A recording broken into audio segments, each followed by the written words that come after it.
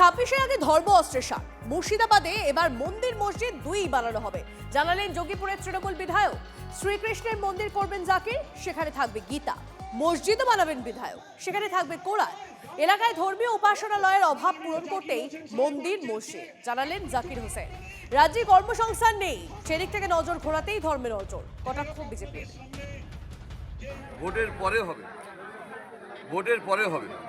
Vote নিয়ে আমি রাজনীতি ধর্ম নিয়ে করতে চাই না, কিন্তু অনেকেই চাই যে একটা ভালো মসজিদ হোক, একটা ভালো মন্দির হোক।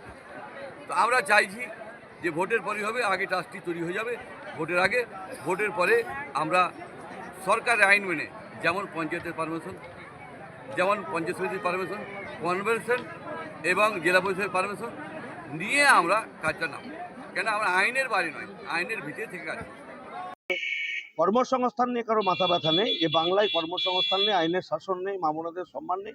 এগুলো এই যে ব্যর্থতা তৃণমূল কংগ্রেসের, এই ব্যর্থতা দেখার জন্য তৃণমূল কংগ্রেস নেত্রী মমতা ব্যানার্জি তাদের দলের বিভিন্ন বিধায়ককে বিভিন্ন ধরনের প্রকল্পের কথা ঘোষণা করতেন, যেন এই যে ব্যর্থতা তৃণমূল কংগ্রেসের 15 বছর, সেই থেকে দৃষ্টি মানুষের অন্যদিকে যায়। ব্যর্থতা ঢাকতে তৃণমূল নেত্রী মমতা ব্যানার্জি তার দলের নেতাদের, তার দলের মন্ত্রীদের দিয়ে, এমএলএদের দিয়ে এই ধরনের নাটক করাচ্ছেন। মমতা ব্যানার্জির এখন এটাই রাস্তা হয়ে গেছে, মন্দির মসজিদ করে কেবল মুসলিম ভোটে জেতার চেষ্টা করছেন। কিন্তু যেভাবে এসআইআর এ লক্ষ লক্ষ নাম বাদ যাচ্ছে, ওই ভোটে জিতে আসা মুশকিল আছে যদি এখানকার সত্যি সত্যি ভোটাররা ভোট না দেন। এসআইআর এর শুনানি পর্ব শুরুর আগে কেন্দ্রীয় সরকারের বিভিন্ন দপ্তরের আধিকারিকদের সঙ্গে বৈঠক করলেন রাজ্যের মুখ্য নির্বাচনী আধিকারিক মনোজ কুমার আগরওয়াল। কমিশন সূত্রে খবর, এ রাজ্যের ভোটারদের শুনানির কাজে প্রায় 3000-এর বেশি মাইক্রো অবজারভার নিয়োগ করা হবে। গোটা শুনানি পর্ব চলবে তাদের নজরদারিতেই। কাল মাইক্রো অবজারভারদের নিয়োগপত্র দেওয়া শুরু হবে। আগামী বুধবার নজরুল মঞ্চে প্রশিক্ষণ নেবেন তারা। কমিশন সূত্রে আরও খবর, শুনানির টেবিলে বিধানসভা পিছু 11 জন করে মাইক্রো অবজারভার থাকবেন। প্রতিদিন 100 জনকে শুনানির জন্য ডাকা হবে। কোল ইন্ডিয়া, ডিভিসি, আয়কর, শুল্ক, বিমানবন্দর কর্তৃপক্ষ, আরবিআই, পূর্ব ও দক্ষিণ পূর্ব রেল, মেট্রো রেলের আঞ্চলিক প্রধানেরাও থাকবেন। এছাড়াও কয়েকটি রাষ্ট্রায়ত্ত ব্যাংকের আধিকারিকরাও ছিলেন বৈঠকে। শুক্রবারই এসআইআর এর শুনানির নজরদারিতে কেন্দ্রীয় সরকারি কর্মী নিয়োগের নির্দেশ দেয় কমিশন।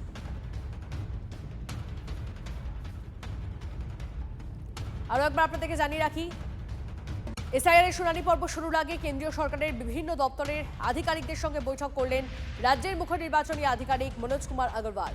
কমিশন সূত্রে খবর, এই রাজ্যের ভোটারদের শুনানির কাজে প্রায় 3000-এর বেশি মাইক্রো অবজারভার নিয়োগ করা হবে।